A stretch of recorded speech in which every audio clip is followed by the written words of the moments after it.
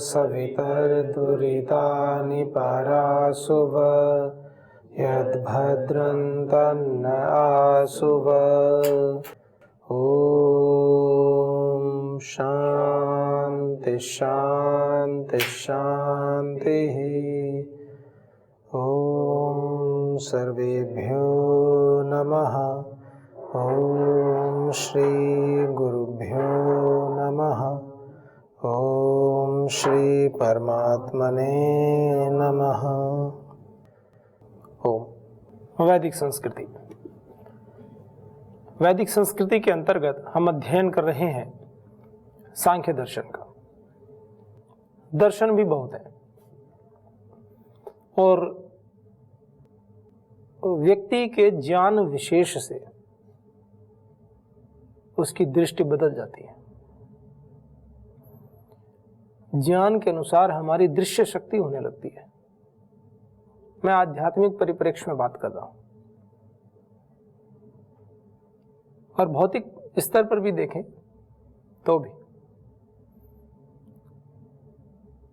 एक व्यक्ति को देख करके एक सामान्य नागरिक को बोध होगा कि यहाँ एक व्यक्ति है, इसकी आयु इतनी है, ये बुजुर्ग है, युवा है, वृद्ध है। उसी व्यक्ति को कोई वैद्य देखता है, कोई डॉक्टर देखता है तो वो कहेगा ये स्वस्थ है या बीमार है, इसकी आंखें थोड़ी पीली नजर आ रही हैं, कमजोरी नजर आ रही है। उसी व्यक्ति को कोई गुरु देखते हैं तो उनको उसके अंदर एक शिष्यत्व के रूप में, एक छात्र के रूप में, एक भक्त के रूप में चीजें नजर आती हैं कि वो धर्मात्मा है कि नहीं है। अलग अलग विषय से जो व्यक्ति होते हैं तो ज्ञान भौतिक स्तर पर तो प्रभावित करता ही है, लेकिन आध्यात्मिक स्तर पर अत्यंत प्रभावित करता है और हमारी दृष्टि बदल देता है। हमारे जीवन जीने का जो उद्देश्य है उसको परिभाषित कर देता है ज्ञान दर्शन। तो पहला ही जो सूत्र है इसमें सांख्य दर्शन में, अथ त्रिविध दुख अत्यंत निवृत्ति अत्यंत पुरुषार्थ। तीन प्रकार के जो दुख हैं, आध्यात्मिक दुख, आदि भौतिक दुख, आदि दैविक दुख। आध्यात्मिक, आदि दैविक, आदि भौतिक। आध्यात्मिक दुख में भी दो प्रकार के दुख बनाए, एक शरीर संबंधी और एक मन संबंधी। आध्यात्मिक शरीर संबंधी दुख और आध्यात्मिक मन संबंधी दुख। शरीर संबंधी तो वही वात पित्त कफ का असंतुलन हो जाए, मेटाबॉलिज्म गड़बड़ हो जाए, किसी का बीपी शुगर हो जाए, जो शारीरिक व्याधियां, जो शरीर संबंधी धातुओं की विषमता से उत्पन्न होती हैं, शारीरिक। एक मानसिक दुख, क्रोध करते हैं, ईर्ष्या करते हैं, राग द्वेष रखते हैं, इन सब से भी तो मन में चिंताएं करते हैं, इनसे भी तो यहाँ मनोविकार कहा गया इनको। मन के विकार हैं ये सब, और विकार तो सभी दूर करने को योग्य होते हैं। तो ये दुख तो होते ही हैं, तो इन दुखों से भी निवृत्ति, हट जाना, निवृत्ति। कहते हैं ना कि भाई ये सेवानिवृत्त हो गए, कि सेवा से निवृत्त हो गए, सेवा से हट गए। अब तो ऐसे दुखों से निवृत्ति, तो इन आध्यात्मिक दुखों से निवृत्ति चाहते हैं। और कौन से दुखों से? तीन प्रकार के। आदि भौतिक दुख। आदि भौतिक दुख कौन से हैं? शाम को जा रहे थे, खेत में जा रहे हैं, जंगल में जा रहे हैं, काम कर रहे हैं, सांप ने काट लिया, बिच्छू ने काट लिया।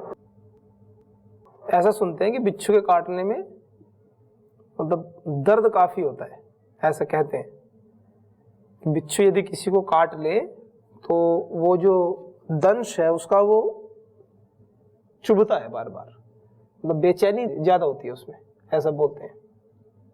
होता होगा तभी तो बोलते हैं। तो इन सबको आदि भौतिक कहा गया है, मतलब जो मिलते हैं इनसे, भौतिक जगत में जो भी समस्याएं, ऐसे इनको आदि भौतिक दुख। कोई हिंसक प्राणी है, किसी से जा रहे हैं, गाड़ी से एक्सीडेंट हो गया, किसी ने किसी को गोली मार दी, कुछ कर दी, तो मारने पीटने से, हिंसा से, हिंसक प्राणियों के भौतिक संसार में जो भी वस्तुएं हैं उसके माध्यम से जो दुख होता है, सीधे सीधे आकर के आघात पहुंचता है, वो सभी आदि भौतिक दुख। एक और दुख है, उस दुख का नाम है आधिदैविक दुख।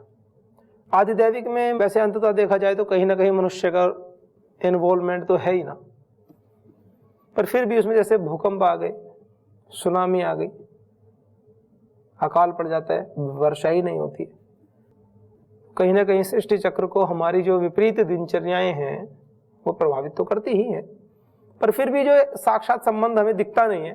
अचानक से तो भूकंप आ गया, व्यक्ति कहे जी मैंने जीवन में क्या कर्म किया जो भूकंप आ गया।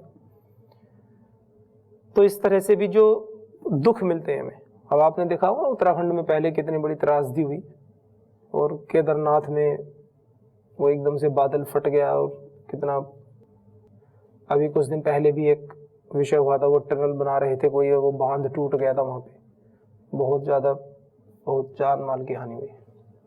कुछ लोग तो सुरंग के अंदर ही काम कर रहे थे, मजदूर बेचारे, पता ही नहीं चला बहुत का तो ऐसे दब गए। पूरा मलबा आता है पहाड़ का बहुत तेजी के साथ सारा, और 50-50, 60-60 फीट ऐसे जमा हो जाता है। अब कोई व्यक्ति उसमें दब भी जाए तो कौन कहाँ खोदे उसको, पत्थर गाद वगैरह सब ऐसे पानी के साथ में आता बह के सब, तो ऐसे भी ये सब आधिदैविक दुख। दैव कृपा हो रही हो, उसकी FIR थोड़ी होती किसी पे, किसी ने किसी को गोली मार दी, कुछ मार दिया तो उसको तो कर देते हैं कि पुलिस केस हो, इस पे क्या केस हो। तो ये आधिदैविक दुख होते हैं। तो मनुष्य चाहता क्या है, ये शास्त्र क्यों लिखे हमारे ऋषियों ने, तो उन्होंने कहा कि इस प्रकार के जो तीनों प्रकार के अर्थात त्रिविध दुख, अत्यंत निवृत्ति, अत्यंत पुरुषार्थ, अत्यंत पुरुषार्थ है मोक्ष करना, इन तीनों दुखों से आप यदि मनुष्य शरीर में हैं, आपको जीवन मिल चुका है, तो आपको ये तीनों में से कोई ना कोई दुख तो मिलते ही रहेंगे समय समय पर, मिलना स्वाभाविक है, मनुष्य शरीर है तो दुख तो मिलेंगे। दुख का कारण है जन्म, ठीक है, बंधन, ये निश्चित जानो। और ऋषियों ने इस जन्म मरण के बंधन से भी कैसे छूट जाएं, इस विषय पर साधना की है। लोग कहेंगे कि आपत्ति क्या है जन्म जीने में, उनको कोई आपत्ति है क्या ऋषियों को, जब तक जिए खूब पुरुषार्थ किया है और अच्छे से जिए। लेकिन उन्होंने देखा कि मनुष्य जीवन जीते जीते एक स्थिति ऐसी भी है कि जहां दुख ना हो, दुख रहित अवस्था भी कोई है मनुष्य के जीवन में, तो उस खोज में लगे। जो ऋषि हैं वो रिसर्च करने वाले हैं, आज जो रिसर्च करते हैं वो ऋषि से ही रिसर्च बना। आपने देखा होगा ना, कुछ वो दिखाते हैं रामायण में, महाभारत में, कि भगवान राम आदि जब अर्जुन जी जब ये अपने वनवास काल में और वो अज्ञातवास काल में थे, तो वो जैसे वनों में जाते थे, ऋषियों से मिलते थे, तो वो उनको शस्त्र प्रदान करते थे विशेष विशेष, कि मैं आपको ये शस्त्र देता हूं, मैं आपको वो शस्त्र देता हूं, अमुक शस्त्र का ये लाभ है, अमुक शस्त्र का ये लाभ है। ऋषियों के पास कहां से शस्त्र आ गए, तो वहां पर साधना करते थे, हर प्रकार की साधना होती थी, समाज से हट करके, कट करके, ऐसे नहीं कि बिल्कुल एकाकी जीवन ना, शक्ति को केंद्र में रख करके, उस परम पिता परमात्मा की न्याय शक्ति को केंद्र में रख करके अनुसंधान करते थे और अपनी योग साधना करते ही थे।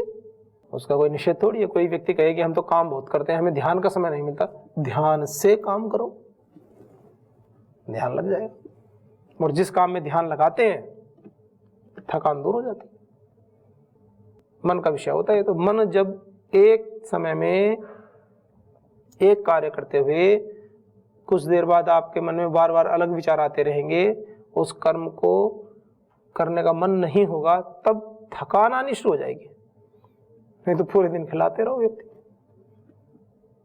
खेलते रहते हैं, उसके बाद कोई और कार्य बता दो वो भी कर लेते हैं। तो इन तीनों प्रकार के दुखों से अत्यंत निवृत्ति, देखो एक तो निवृत्ति हट जाना, लेकिन अत्यंत बिल्कुल भी ना हो, यानी जन्म का भी दुख ना हो, ये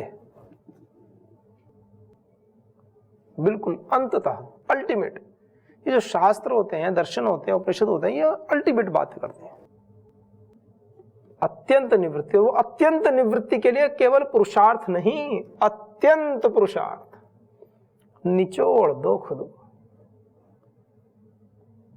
बचा के नहीं रखना, ऐसे अत्यंत पुरुषार्थ, तब होगी अत्यंत निवृत्ति। नहीं तो हल्की फुल्की होती रहेगी और हल्का फुल्का बंधन लगा ही रहेगा। ये शास्त्रीय वचन है, शास्त्रकार के वचन है, महर्षियों के, ऋषियों के वचन है। इसका मतलब क्या है? तीव्र संवेगा नाम असन्ना कह रहे हैं योग दर्शन की भाषा में। और उसमें भी मृदु मध्याधिमात्रत्वात् ततोपि विशेषः, उसमें भी कहा कि अधिमात्र संवेग में भी अधिमात्र वाला, अधिक से अधिक जो कोटि है उसमें भी अगर 3 कोटि कर ले जाएं, मृदु मध्य और अधिक वाली, उसमें भी अधिक वाली कोटि, श्रेष्ठ, श्रेष्ठतर और श्रेष्ठतम में श्रेष्ठतम की बात चल रही है। श्रेष्ठ तो है ही, मध्यम की और निम्न की तो बात ही नहीं चल रही है, सामान्य कोटि की। श्रेष्ठ कोटि में भी श्रेष्ठ, श्रेष्ठतर, श्रेष्ठतम, अत्यंत श्रेष्ठ। जैसे गुलाब जामुन बने हो श्रेष्ठ अच्छे से, या जलेबी बनी हो, तो एक जलेबी होती है 1 घंटा पहले बनी हुई, एक होती है आधा घंटा पहले बनी हुई, एक होती जी बस गरम गरम अभी उतार के लाए अभी ले लो, श्रेष्ठतम ऐसे वाला। हर समय गरम गरम, हर समय अत्यंत पुरुषार्थ, हर समय एकदम आनंद उल्लास में, उत्साह में, पराक्रम के साथ में लगे रहना, तब होगी अत्यंत निवृत्ति इन दुखों से। और थोड़ी थोड़ी तो करने से होगी, करना तो प्रारंभ करें। हम कहेंगे नहीं सुबह उठते ही अत्यंत निवृत्ति कर देंगे, ऐसे अत्यंत निवृत्ति थोड़ी होगी। सुबह उठेंगे, गुनगुना पानी पीजिए और काम कीजिए, तो धीरे धीरे निवृत्त होने का कार्य शुरू होगा, फिर होगी। जब तक कहीं से तो निवृत्ति शुरू करें, फिर लगे पुरुषार्थ करने जीवन भर, होगी जब होगी। लेकिन आज शाम को जब हम सोएं तो चेहरे पर सहज मुस्कान हो जाए स्वतः कि हे प्रभु आज तो हमने अपना कार्य किया, कल मिलते हैं। ऐसे और प्रातः काल उठते ही भगवान से मिले, फिर आगे बढ़े। तो ये जो प्रयोजन है ना, और इसमें कहते हैं अत्यंत पुरुषार्थ, पुरुषार्थ के भी कई अर्थ होते हैं। एक तो पुरुषार्थ होता है कि मेहनत करना, अच्छे अच्छे शुभ कर्मों में कार्य करना, पुरुषार्थ बड़ा पॉजिटिव अर्थ है पुरुषार्थ का, आशावादी अर्थ। एक तो होती मेहनत करना, समाज में सभी जानते हैं मेहनत करना, लेकिन पुरुषार्थ करना, पुरुषार्थ करने का अर्थ होता है पुरुष का अर्थ, पुरुष का प्रयोजन, ऐसे भी लेते हैं। और पुरुष का प्रयोजन क्या है? पुरुष का प्रयोजन है आत्मा की प्राप्ति, आत्म तत्व की प्राप्ति। और एक दूसरा अर्थ होता है, पुरुष से परमात्मा को भी संबोधित करते हैं, पुरुष है प्रयोजन जिसका, बहुव्रीहि समास कर लेते हैं। यानी वो परमपिता परमात्मा, उसको पाना है प्रयोजन जिसका, उसके लिए जो कर्म किया जाता है उसको भी पुरुषार्थ कहते हैं। आध्यात्मिक लोगों की अलग अलग भाषा।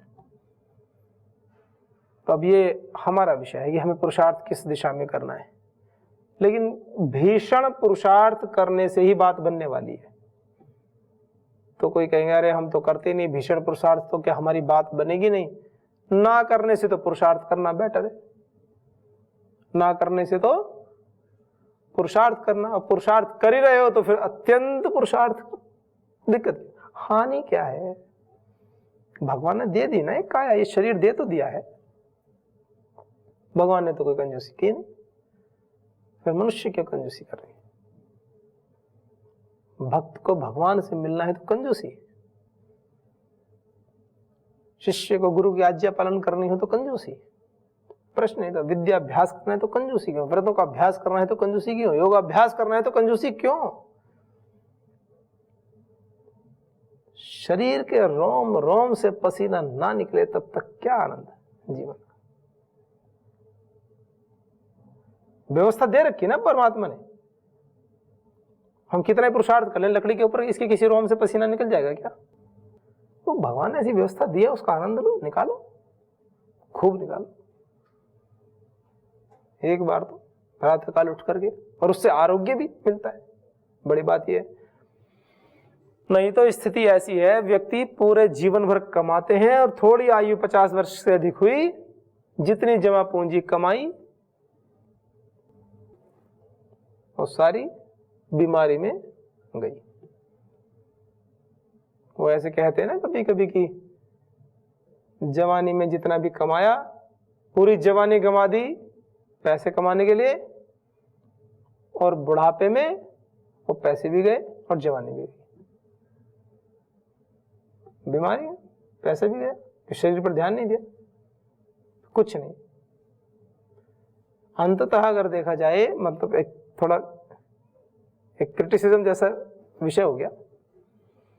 मतलब पहले गांव में देहात में लोग रहते थे बुजुर्ग, तो अगर जीवन को कंपेयर किया जाए वर्तमान समय के एक लेविश लाइफ, एक स्टैंडर्ड, अपग्रेड, एलीट ग्रुप, ऐसे ऐसे बोलते हैं, बड़े बड़े विचित्र से शब्द बना दिए, लोगों को लगे अच्छा ये कोई बहुत बड़े बड़े व्यक्ति हैं।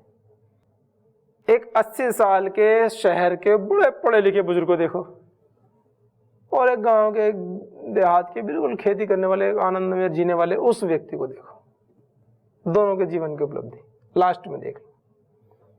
हो गए मैंने ये कमाया, वो कमाया, ये करा, मेरे बच्चा एक वहाँ, एक विदेश में, एक लंदन में, ये हाँ वहाँ, ये वो, और मेरा वो कहेगा बीमारी को भी ऐसे कहेगा हाँ I am suffering from diabetes, ये है वो है, मैं ये वाली बीमारी चलने में। और वो कहेंगे बच्चों से बेटा जरा गुड़ और लोटे में पानी ले आना, थोड़ा प्यास लग रही। 80 साल में भी उसका एक लोटा पानी गुड़ के साथ चलता है, जीवन आनंद बढ़िया। बीमारी है, बीमारी कुछ नहीं। तो उपलब्धि क्या है, और जीवन में धर्म, आत्मा, शांति, आनंद किसके जीवन में दिखे? पथ का चुनाव कौन सा करना चाहिए? तो आप कहेंगे कि ऐसे तो ये इतने काम करते हैं, इतने लोग जॉब करते हैं, नौकरी करते हैं, सब छोड़ देंगे। अरे सब नहीं छोड़ेंगे ना, यही तो सृष्टि का विचित्र नियम है ना, छोड़ते नहीं है सब नहीं छोड़ते ना, प्रकृति ऐसी है, छोड़ नहीं पाएंगे, छोड़ा जाता ही नहीं है, छोड़ कैसे पाएंगे? छोड़ दिया तो अत्यंत निवृत्ति ना हो जाए, अत्यंत निवृत्ति हो जाएगी छोड़ दे तो, छूटता नहीं है। पकड़ पकड़ के भी छुड़ाओ तो भी नहीं छूटता। एक बुजुर्ग थे, वो खाट पे पड़े, अंतिम समय आ गया, पंडित जी ने कहा कि त्र्यंबकम यजामहे सुगंधिम पुष्टिवर्धनम उर्वारुकमे बंधनान मृत्यु और मुक्ष्यमामृतात्, कि महामृत्युंजय मंत्र का पाठ कर लो, सदगति हो जाएगी। तो अपने बच्चे को बुलाया, उसका कि वो शमशान घाट में लकड़ी तय कर देना, कल रविवार है, कभी मेरी मृत्यु कल हो गई तो छुट्टी का दिन है, बहुत सारी भीड़ होती है वहां पे, पहले तय करके आ जा, गाड़ी तय कर ले पहले ही, मृत्यु हो जाएगी तो लोग फिर मोल भाव करते हैं कि तो लेके जाएगा। तो अरे पिताजी आप आनंद में रहो, क्यों अंतिम समय में क्यों इतनी चिंता की बैठे? छूटता नहीं है मोह, कि वो गया था छुट्टी पे देख लेना, उसका हिसाब मिला लेना, छुट्टी गया था घर से आया है समय पे, अनुभव उस पे उधार है, उसका ले लेना, इसका कर लेना, छूटता नहीं। फिर उसको बुलाया कि मुझे देखने कौन कौन आए। अच्छा वो नहीं आया, उसके तो हम गए थे देखने के लिए, वो मुझे देखने भी नहीं आया। अरे भाई ठीक हो जा, देखने आया नहीं आया क्या मतलब? मैं खुद मरने को तैयार है, लेकिन संसार के बंधनों से निकला नहीं जा रहा है। खुद देखने की शक्ति नहीं है, लेकिन उसको ये चाहिए कि मुझे देखने कौन कौन नहीं आया, जिसको मैं देखने गया था। ऐसे होता ना, किसी के कोई फंक्शन में जाए, ये लेन देन चलता है। कुछ तो ऐसे ऐसे व्यक्ति भी देखे हैं, जैसे कि कोई किसी के मतलब शादी में जाते हैं ऐसे, तो वो पैसे देते हैं गिफ्ट रूप में। जैसे किसी ने किसी को 1000 रुपये दिए, 2000 या 10,000 रुपये दिए गिफ्ट में किसी की शादी में, और जब उनके अगर शादी हुई तो उसने मान लीजिए 2000 या 3000 दिया, 5000 दिए, तो टोक देते हैं कि भाई हमने तो 10,000 दिए थे, आपने तो 5000 दिए। तो देते इसलिए कि वो ले ना दे तो ले लेते हैं कि हमने तो इतने दिए थे, आपने पैसे नहीं दिए। या कोई गिफ्ट दिया, साड़ी दी है, कुछ दिया है, अच्छी क्वालिटी की दी है, किसी ने अच्छी क्वालिटी की दी, उसने कम दे दी, तो कहेंगे देखो हमने तो इतनी महंगी दी थी, इन्होंने तो सस्ती दी है। कई साल बाद की बात बता रहा हूं, 1-2 दिन की नहीं, कि आज दिए तो 5-10 साल बाद भी यदि घर परिवार में कोई फंक्शन है और वो कोई गिफ्ट दे रहे हैं, लौटा रहे हैं, तो भी ध्यान रखते हैं कि 10 साल पहले हमने इसको इतने पैसे दिए थे। रजिस्टर मेंटेन रखते हैं। आप सोचते हो कि आपकी दिनचर्या के रजिस्टर मेंटेन होते हैं? घरों में रजिस्टर मेंटेन होते हैं कि उसके लड़के की शादी में ये दिया था और उसके बच्चे के जन्मदिन पे ये दिया था, ताकि हमारे जन्मदिन पे हो तो पता रहे खोल के कि इसके जन्मदिन में हमने ये सामान दिया है और इसके जन्मदिन पे ये दिया है। सुख कैसे मिलेगा? तो दे रहे हो ना, आपके मन को जो अच्छा लग रहा दे दो, वो दे ना दे क्या मतलब है भाई? आप जा रहे हो, आपका मन है देने का, आप दीजिए। जब दे रहे हो तो फिर दो ना, दिल खोल के। नहीं मन है मत दो, कम दे दो, इतना दे दो कि वो ना भी दे तो आपको दुख ना हो। निर्भर रहो ना, क्यों इतना वजन ढोए फिरते हैं हर समय अपने सर पे? उतना दो जितना आप ले सकते हो। जितना कोई ना भी दे तो भी आपको परेशानी ना हो, उतना दे दो। लेकिन क्यों? Image building. वहां पर उनको अधिक देना है, क्योंकि इमेज बिल्डिंग होगी। लोग कहेंगे कि देखो ये फला तो बड़े अच्छे परिवार से इतना सा दिया इसने, तो इन्हें तो दिया ही नहीं ज्यादा। तो वहां पर इमेज बिल्डिंग करानी है, नाम होगा फला ने इतना दिया है। तो जब नाम ले रहे हो तो फिर अपेक्षा क्यों कर रहे हो बाद में? या तो नाम और यश को छोड़ो, फिर यश को छोड़ दो, जितना भी दे रहे हो दे दो आराम से। कोई नाम ले ना ले क्या मतलब, क्या फर्क पड़ता है? आनंद ऐसे थोड़ी मिलता है, कुछ तो कसौटी तय करनी पड़ेगी ना। उस परम पिता परमात्मा के आनंद में रहें, फिर ठीक है, और अपने कर्तव्यों को निभाएं। उसमें ज्यादा परेशान होने की, विचलित होने की आवश्यकता नहीं है। ये अत्यंत निवृत्ति ऐसे थोड़ी हो जाती है कि 3 दुख है उनसे बस हो गया, अत्यंत निवृत्ति होगी। जीना पड़ेगा, करना पड़ेगा। तो वो आगामी जो दुख होने वाला है कि उसने कम दिया है, आज ही उससे निवृत्त हो जाओ, अत्यंत निवृत्ति कर दो। जो दिया बस खत्म, डिलीट फंक्शन, क्या दिया है खुद ही भूल जाओ। देने के बाद कोई रजिस्टर, कोई डायरी मेंटेन करने की आवश्यकता नहीं है। और आपकी स्थिति अगर ऐसी है कि आपको डायरी मेंटेन करनी पड़ रही है तो देना बंद कर दो, फिर जाना बंद कर दो, कम देना शुरू कर दो, जिससे कि आपको कोई दुख ना हो, दर्द ना हो। ये कोई वो थोड़ी है कि आपने किसी को कुछ दिया, उसके परिवार में 10 साल बाद नहीं है स्थिति ऐसी है वो उतना दे सके आपको, तो उसको 10 साल के बाद वो गिलाने का भाव पैदा करो उसके मन में कि देखो 10 साल पहले इसने मुझे यहां दिया था, अब 10 साल बाद मैं नहीं दे पा रहा। ये रिश्तेदारी निभा रहे हो कि दूसरे को, बेचारे को दुख दे रहे हो आप? भगवान ने आपको देने लायक बनाया, आपने दे दिया। उसकी स्थिति नहीं है, नहीं दिया। दुख दर्द कहां है? तो अत्यंत निवृत्ति ऐसे होती नहीं है, सरल काम नहीं है। इसलिए कहा अत्यंत पुरुषार्थ करना पड़ेगा इसके लिए, हर स्तर पर पुरुषार्थ करना पड़ेगा। इसी को मोक्ष कहा गया, दुख से छूटने को। जीते जी मोक्ष में जी सकते हो, और ये पथ ऐसा है कि इसमें व्यक्ति मोक्ष में जीता है। स्वर्ग के सुख के विषय में महर्षि दयानंद कहते हैं कि सुख विशेष का नाम ही स्वर्ग है। तो ये तो पथ सुखों से भरा हुआ है, पर इसका सुख कैसा है? दुख मिश्रित सुख नहीं है। आध्यात्मिक पथ का जो सुख है और भौतिक जगत का जो सुख है, भौतिक जगत का सुख तो दुख मिश्रित सुख है, और आध्यात्मिक जगत का जो सुख है वो तो केवल विशुद्ध सुख, आनंद बोलो उसको, सुख भी क्या। आनंद का कोई विलोम नहीं होता। सुख तो और दुख तो साथ साथ आते हैं, लेकिन आनंद का, अनानंद नाम की कोई चीज ही नहीं सुनी, शब्द ही नहीं है। न आनंद नाम का कोई पूरे संस्कृत भाषा में, पूरे हिंदी भाषा में यह शब्द ही नहीं है कि न आनंद अनानंद, ऐसा शब्द नहीं सुनने को मिलता। आप में से किसी ने सुना तो बताओ, मैं तो सुना नहीं। आज बोला वैसी, आप लोगों में से भी किसी ने शायद ही सुना, है ही नहीं तो सुनोगे कैसे? ऐसी है संस्कृति, और ये पथ इस आनंद से भरा पड़ा है। ले लो जितना लिया जाए, अपनी सामर्थ्य को बढ़ाओ, कोई है ही नहीं रोकने वाला। अपनी सामर्थ्य बढ़ाओ और लेते चले जाओ। तो ये जो कहा गया, तो क्या ये इसकी निवृत्ति तो हो जाएगी, पर निवृत्ति किन साधनों से होगी ये भी तो बात आएगी ना। फिर क्या दृष्ट साधनों से होगी जो हमें दिखाई दे रहे हैं? हाथी, घोड़ा, गाड़ी, बंगला, नौकरी, ये सब भौतिक संसाधनों से होगी? तो महर्षि क्या कह रहे हैं? कह रहे हैं न दृष्टा तत्सिद्धि, दृष्ट साधनों से नहीं है। किन साधनों से है अगले अंक में बताएंगे।